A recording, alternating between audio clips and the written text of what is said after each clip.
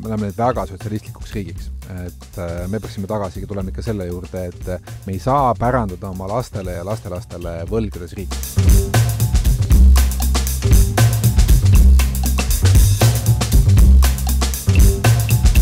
Mis on avaliku sektori motivatsioon?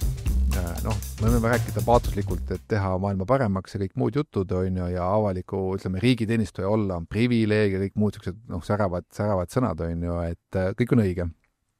Aga kui ma nüüd päriselt tahan püsida, ütleme nii, et kui ma olen valinud ametniku karjääri ja ma ei räägi nüüd poliitiku karjäärist, ma räägin ametniku karjäärist, ma tahan olla osakonna juhataja, asekantsler ja nii edasi, ma olen selle karjääri valinud, siis see tähendab seda, et sa pead selles süsteemis püsima.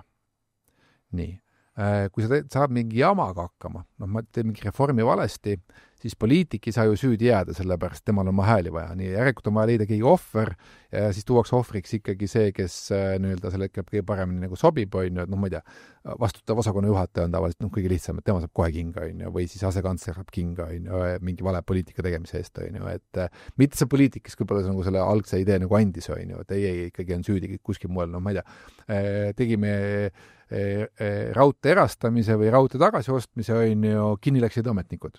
Et ei läinud poliitikud, kes seda tegid, on ju, et aga ametnik ei lähe ise raudteed erastama või seda tagasi ostma, on ju, et ja nüüd ongi see, tekib huvitav nagu väljakutse, et ühtepidi me ei taha nendele ametnikele väga boonust maksta, me ei taha neid väga nagu nii-öelda sussutada, nad on isegi sinna maksumaksja palgal, on ju. Teistpidi ametnikul, kui ta midagi tegema hakkab, ta näitab üles mingit initsiatiivi. Kui ta läbi kukub, siis ta riskib kogu karjääriga. Ma saan kinga, mis ma nüüd teen, ma pean minema erasektorisse. Et ühesõnaga, et mis tähendab seda, et neil vaikimisi motivatsioon on püsida. Püsimiseks tähendab seda, et ära igaks tee midagi. Siis kui sa teed, siis kui läheb hästi, siis selle kloori võtab vastutav minister, siis tal on vaja hääli, eks. Ja kui sa läbi kukud, sa saad kinga. Ehk siis sul on maksimum, sul on võimalik saada nagu, ma ei tea, medali, et mul on ka medal olemas, et mis mitu, et maksuametit on medal ja presidendilt ja nii edasi, on ju, aga saab medali, aitäh, väike plekk, on ju. Aga see, et me näiteks maksuametiga tegime käibemaksukontrollsüsteemid, mis tõid riigile tänasest on miljardid sisse toonud, eks. Aga meie osa, erasektoris näiteks on nii, et kui mingi inimene mõtleb välja mingi uue äriliini, mis toob ettevõttel väga palju tulu, väga okei anda selle inimene sellest nagu osa. Startupides meil on optsioonid, ehk siis me ei saa sulle praegu maksta, aga optsioon põhimõtteliselt tähendab seda, et kui meil tulevikus läheb hästi, ettevõte teeb väga hea, nagu me läheb börsile või teeb mingi exiti, siis me maksame sulle kõik selle hea töö kinni, mis sa vahepeal nagu panustanud, on ju. Ja see võib olla miljonid, eks, mis sa saad selle eest.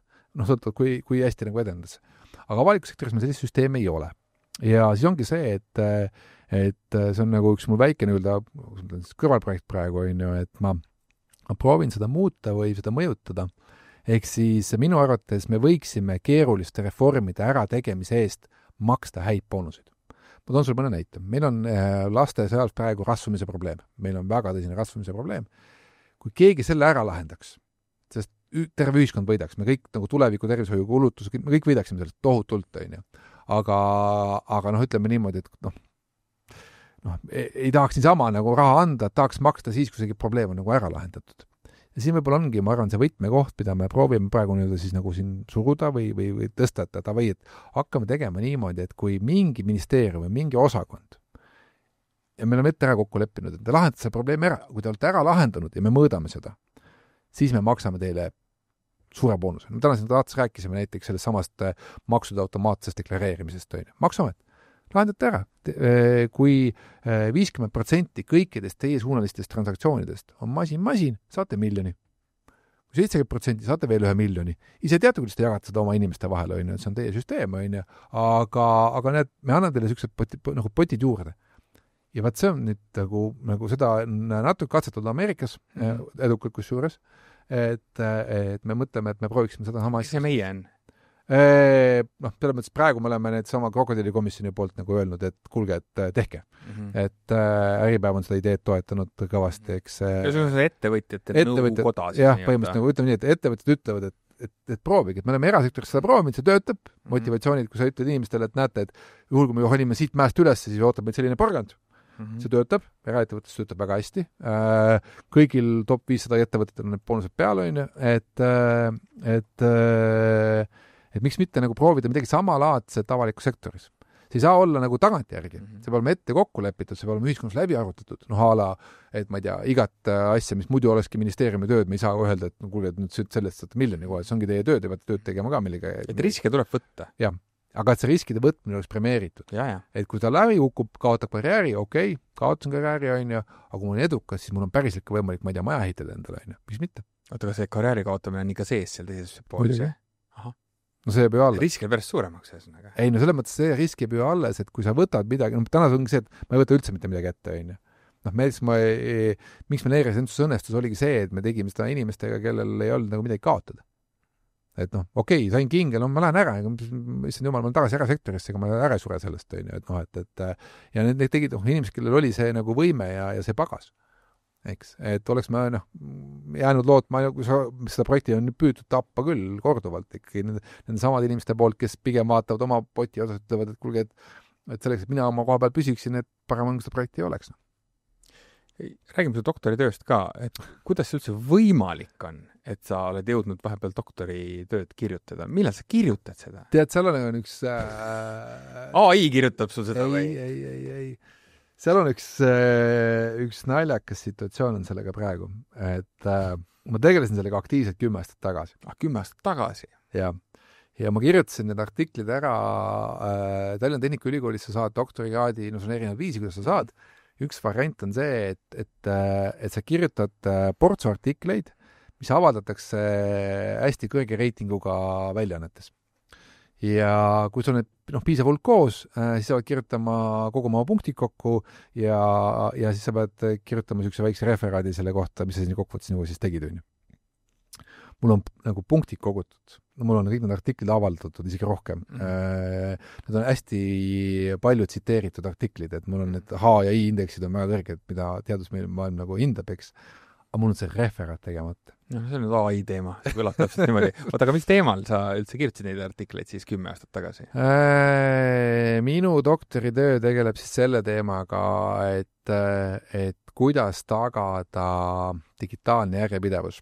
Mida see nüüd siis tähendab? Et Eesti ajalugu on olnud kirju ja igal sajandil Eesti on olnud vähemalt mingi perioodi okupeeritud. Kelle iganes poolt. Saakslased, poolakad, venelased, rootslased, kes iganes tahab seda maad, on ju, et tuleb ja anastab siin ja kokkuvõttes me ikkagi laulame ennast vabaks, on ju. Ja me oleme õppinud nendest minevikukogemustus ja alati käitunud järgmises situatsioonis nagu targemalt, eks, ja üks näide näiteks ongi see, et võtame mingisuguse värske näite, mis inimesed saavad aru. 91-92 üks esimese reform, mida riik tegi, oli maareform, ehk siis inimesed said tagasi, proovisime taastada seda nii-öelda siis omandi situatsiooni, mis meil oli enne okupatsiooni. Minu vaneselt võeti talu ära, vaneselt saati Siberisse, eks, nüüd Eesti Vabariik taastab selle olukorra, mis oli enne okupatsiooni, ehk kuna võõras võim võttis minu vaneselt talu ära, me anname sealt talu tagasi. Sa võis sees elada täiesti normaalne teine Eesti pere, aga talle öeldi, et sorry, tšau, on ju, et see on jõuga ära võetud, see tuleb endisel omanikult tagasi anda. Niimoodi said väga paljud sakslased endale, ma ei tea, Tallinna kesklinnas kinnisvara tagasi ja nii edasi, on ju, aga et Eesti riik annab vara tagasi. Nii, mida see nüüd tähendab? Kuidas see käis? Meil olid selleks nagu olemas mingid vanad kirikuraamatud, vanad arhiividokumendid, naabrite ütlused, on ju, mis siis olid selle aasta aluseks ja tehti otsus, et nii, saad tagasi. Tänapäeval sul korteri ostuleping on sul kingaga karvis alles või ei ole? Ei ole kindel, jah. Isegi seda ei prindita alati vist välja. Seda ei prindita ammu enam välja. Ja. Nii. 2070, see on väga ebatavaline situatsioon, millegi pärast nagu liiga sajand juhtunud Eestiga, aga ütleme 2070, me laulame ennast jälle vabaks. Nii, sinu lapsed tahavad isa korterit saada tagasi. Mille alusel? Mis dokument? Mingi foto äkki kuskil. Vaata, okei, meil on register, meil on ju olemas kinnistusraamat, kinnistusraamat on kirjas. Nii, ja kinnistusraamat on kirjas, et näed, kindral Lebedev omab seda korterit. Ta tuli jõuga sinna ruumi sisse, pani püstoli süsteemi administraatori uklasse, ütles, et nii, palun kirjuta siia nüüd, et kindral Lebedev on selle korteri omanik. Ja ma mõtlen mõned majad siin veel. Nii, mis see tõde on? ja nüüd ongi see, et kuidas me nagu tagame selle, et olukorras, kus meil enam ei ole nagu paberväljatrükki, kus meil ei ole neid lepinguid enam füüsiliselt kuskil hoitud, eks, et meil on olemas need samad digitaalsed jalajäljed, on ju, et kuidas me hoiame need registrid, kus me need hoiame? Luksemburgis? No see on üks näide ainult, on ju, me hoiame need tegelikult nagu rohkemates kohtades, on ju. See on saladus muidu kusagil. Ja see on osa sellest on juba saladus, jah. Aga Luksemburgi me teame. Luksemburg on ametlikult avalik, on ju, see on see andmesaatkonna teema. Et siis see on minu magistri- ja doktoritöö. Et kuidas me hoiame, kus me hoiame, noh, mitte need reeglid just, aga just, et noh, et miks seda on vaja ja mis süsteemi, kuidas asi peaks olema üles ehitatud ja nii edasi. Seda andmeid on muidu palju või vähe, näiteks terades? See ei oma lihtsalt tähtsust. Ütleme niimoodi, et globaalses salvestusvõimsuses on neid väga vähe. Ja polegi vaja, sellepärast, et noh, ütleme nii, et ega me pilti ju väga ei hoia, on ju, et noh, et me hoiame kirjeid lihtsalt. Et ütleme, et see ei ole nagu suur, aga meil on täna see võimekus, et kui vaja, siis me suudame Eesti digiriigi panna toimima ka niimoodi väljapoole Eestit. No ma ei tea, äriregister jätkuvalt jookseb, ID-kaart töötab, e-valimised toimivad, maksusüsteemid töötavad, me suudame seda panna väljapoole Eestit ka toimima nii, isegi kui meil näiteks Eesti üle kontrolli ei ole. Kas see on täna võimalik? Jaa.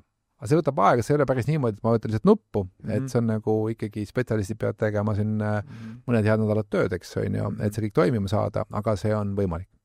Kas see on siis kuidagi niivõrd detsentraliseeritud, siis on aru? Kogu meie IT-arhitektuur on väga detsentraliseeritud. Ehk siis küsimus ongi see, et kas meil on nagu rinnalrakendustest olemas piisaval koguses sellised koopiad, et me suudame nii andmed kui ka süsteemid ise nagu üles tõuda. Aga kas see on siis kurjadele häkkeritele täiesti nagu kätte saamatu? See ongi, selles tulebki see nagu, et see on vähe sügavam teadus, et noh, et samas Luksemburgis ka on ja meil on erinevad tsoonid ja on mingid tsoonid, mille puhul nad ei olegi välisvõrgule avatud üldse. Ühesõnaga, et me hoiame... Et arvutil ei ole juhet taga. Jah, just, et seal on nagu mitu kihti on seal vahet ja need protokollid, mismoodi neid andmed... Aga siis on kuskil ju teada, Luksemburgis sellel aadressil asub see ketas. Jaa, see on, aga see on üks kohtadest, mis me avalikult räägime, tegelikult neid kohti on ju mitu. Mõistan, kuskil on nagu veel 5 ketast. Sa pead mõtlema sellest nagu... ma ei tea, Lord Voldemort, Harry Potteris. Kas on riigisaladus luba või? Kunagi oli, nüüd ei ole. Ja ma mõtlengi, et see tegelikult on ju nagu riigisaladus, eks ole, kus need kohad on. Ja. No, võiks vähemalt olla. Isegi mina ei tea kõiki kohti. No täpselt. Sa ei saagi teada, sul pole riigisaladuse luba. Aga ma just mõtlen, et no me vist ei pea alahindama välisteenistusi, me ei pea alahindama häkkereid, eks ole. Et no see on ju võimalik välja ikkagi uurida, kui tahta täielikult nullida seda Eesti digimaailma täielikult nullida. Aga seal ongi selles mõttes, et miks see töö, mis me tegime tollel ajal TalTechis oli nii oluline, selle peale on tehtud praegu juba palju uusi töid ja lisatöid, ongi see, et kui sa paned oma informatsiooni erinevatesse kohti üle maailma, sa lepid ka nende riikide kokku, et mismoodi nagu vajadusel on vaja käituda. On sul mingi analoogi. Eesti saatkond Berliinis teise maailmasõja ajal jäi brittide alasse. Ehk siis Berliin jagati ära tükkideks, ameeriklased said, britid said, Nõukogude Liit sai, eks. Ja Eesti saatkonna hoone, mis oli tollel ajal üldse vanuselt üks vanemaid, kui siis oligi vanuselt teine saatkonna hoone üldse Berliinis, see brittide alasse.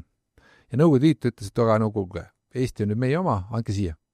Et noh, et Eesti kuulub meie alla, näete, on vabatahtlikult siin liitunud, et andke saatkonna hoone siia. Britid läksid paindi ukse peale sildi, et omanik ei ole praegu kodus. Ei andnud. Ja siin on sama lugu, et kui peaks juhtuma midagi väga halba Eestiga, et tuleb siia võõras võim ja nii edasi, siis nagu teatud kohtadesse pannakse, need südamed jäävad tuksuma, nad ei olegi võib-olla välisvõrku ühendatud kuidagi, nad on lihtsalt koopiatena olemas, aga ukse peal on silt, et omanik pole hetkel kodus.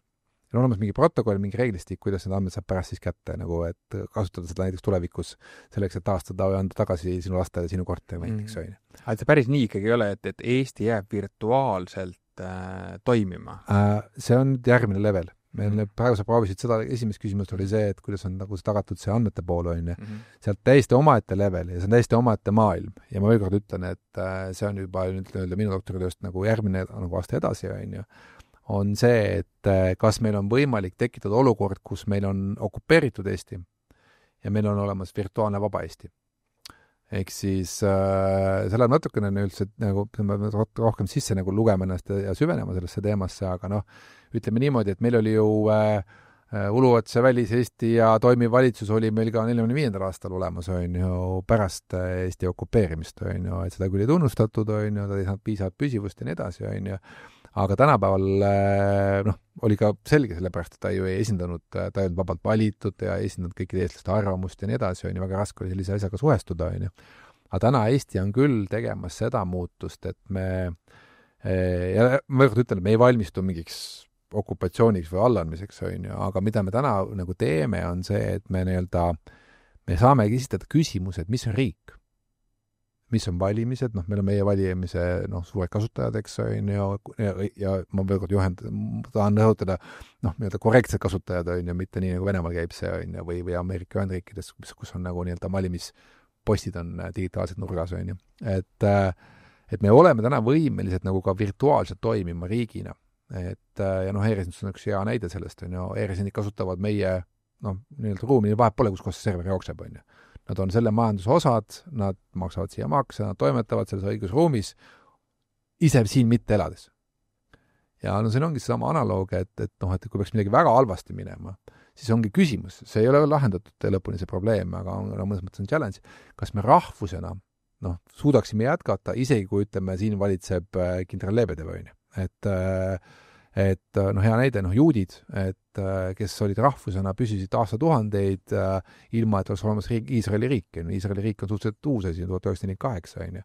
Et enne seda nad rahvusena püsisid aastatuhandeid. Neil ei olnud mingit digiriiki, neil oli väga tugev kultuur ja identiteet. Just. Ja nüüd küsimus ongi see, et meil rahvana on väga tugev nagu rahvuslik identiteet, eks, aga meil ei ole seda religiooni nagu nii-öelda võimast ja neid reeglid, et võid abielluda ainult eestlasega, et ei tohi abielluda nagu meil neid reegleid ei ole, mis tähendabki seda, et me peame otsima neid asju, mis seoksid meid rohkem kui estopäevad. Sest estopäevad näitasid ikkagi väga selgelt ära, et kõik, kes ikkagi paadipõgenikena siin Kanadasse, USA-sse, Austraaliasse läksid, et nad muutusid ikkagi väga ruttu kohaliku kultuuriruumi osaks. Ja ongi küsimus, et kas me suudame leiutada veel mingeid elemente, ala see, et me päriselt eestlastena regulaarselt ka olles eksiilis valime, meil on OÜ-d, hoolimata sellest, et siin võib-olla on mingi muu, on ju, mingi mis jaiapall, mis iganes süsteem siin on. Et ühesõnaga, see avab nagu uued diskussioonid, uued võimalused, et see ongi see, mis näitab seda nii-öelda meie selle Eesti riigi nii-öelda digiintelligentsust või digivõimsust, et meie teadlased päriselt nagu tegelevad sellisete dimensioonidega.